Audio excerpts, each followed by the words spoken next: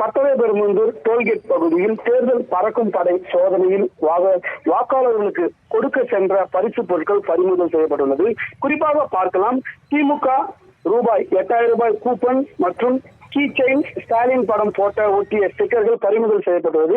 இது எந்த பகுதியில் இந்த பறிமுதல் செய்யப்பட்டது பார்த்தோம்னால், தமிழக சட்டமன்ற தேர்தல் வருகின்ற 23ஆம் தேதி நடைபெற உள்ளது.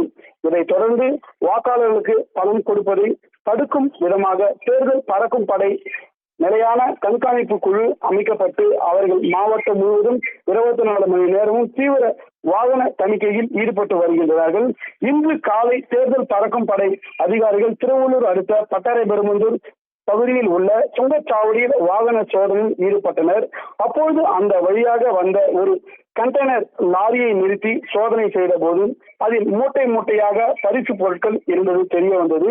அதில் முதலமைச்சர் மு.க.ஸ்டாலின் படம் போட்ட ஸ்டிக்கர்கள், ஸ்டாலின் படம் போட்ட கீ செயின்கள் மற்றும் ரூபாய் 8000 ஸ்டாலின் படம் போட்ட கூப்பன்கள் பெட்டி பெட்டியாக இருந்தது தெரிய வந்தது.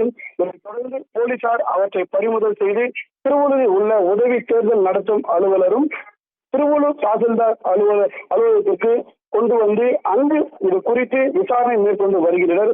வாக்காளர்களுக்கு விநியோகம் செய்வதற்காக திமுக சார்பில் கண்டெய்னர் லாரி கொண்டு வரப்பட்ட திமுக ரூபாய் 8000 கூப்பன், ஸ்டிக்கர்கள், கீ செயின்கள் போன்றவற்றை பறிமுதல் செய்து இந்த சம்பவம் பெரும் பரபரப்பை ஏற்படுகிறது. குறிப்பாக பார்க்கலாம். அதே போல இன்று இந்த தாலுகா அலுவலகத்திற்கு அதிமுகவுடைய சார்பர்கள் வந்து அவருக்கு முன்பாக வந்து இந்த கண்டெய்னர் எடுத்து அதை பிரித்து காட்டப்பட்டு வருகிறது.